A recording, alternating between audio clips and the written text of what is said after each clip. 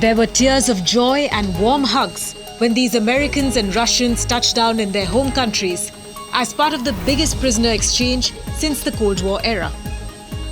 The swap followed years of secretive back-channel negotiations, despite relations between Washington and Moscow being at their lowest point after Russian President Vladimir Putin's invasion of Ukraine in 2022. The emotional scenes underscored the personal stakes behind the diplomatic negotiations. The high-profile exchange happened on the tarmac of the Ankara airport as the detainees boarded separate planes to Moscow and Maryland.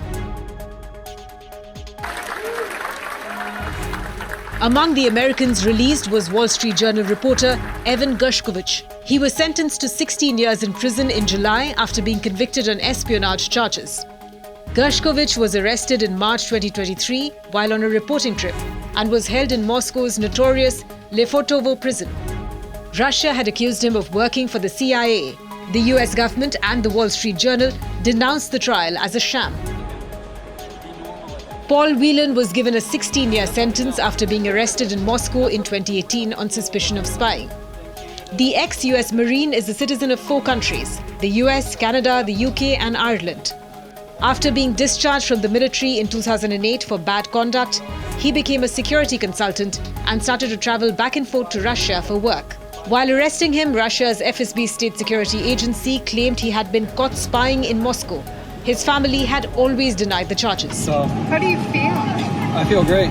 It's a long time coming. Yeah. So I'm glad to be back. Vladimir Kara-Murza is a prominent Russian opposition politician and human rights defender who was sentenced to 25 years in prison for treason after publicly condemning Moscow's war in Ukraine. He's a permanent resident of the US and a dual citizen of Russia and the UK. Russian-American journalist Alsu Kurmasheva was sentenced to 6.5 years in a medium-security prison after a secret trial. She was an editor of Radio Liberty, which is funded by the US government, and was convicted for spreading false information about the Russian military. Among the Russians released as part of the deal was Vadim Krasikov, a former high-ranking FSB colonel serving a life sentence in a German prison. Krasikov was convicted of the 2019 murder of a former Chechen fighter in Berlin's Tiergarten. The German court that convicted Krasikov said he acted on behalf of the Russian state, shooting Kangoshvili execution style in broad daylight. The US and Russia had been negotiating the release of Brittany Griner, the American basketball star who was arrested for possessing cannabis oil and was sent to a Russian penal colony. Griner was eventually released in 2023 in a high-profile swap for the notorious Russian arms dealer Viktor Bout. During those conversations, Russia made it clear it also wanted to secure the release of the hitman Vadim Krasikov. But given that Krasikov was in a jail in Germany and not the US, Washington did not have the powers to free him unilaterally. Eventually, Moscow said its jailed spy should be returned in exchange for the Americans it had accused of spying. With this in mind, the US worked to find more Russian spies held by its allies who could form a part of a major deal. Finally, what emerged was a complex prisoner swap between Russia, the US and other Western nations, involving 26 detainees in total. Arguably, the most high-profile prisoner who could have been included in the exchange was Alexei Navalny. The most vocal critic of Vladimir Putin died in a Siberian prison in February this year. The White House confirmed it had been working to include Navalny in the deal. So we had been working with our partners on a deal that would have included Alexei Navalny, and unfortunately he died.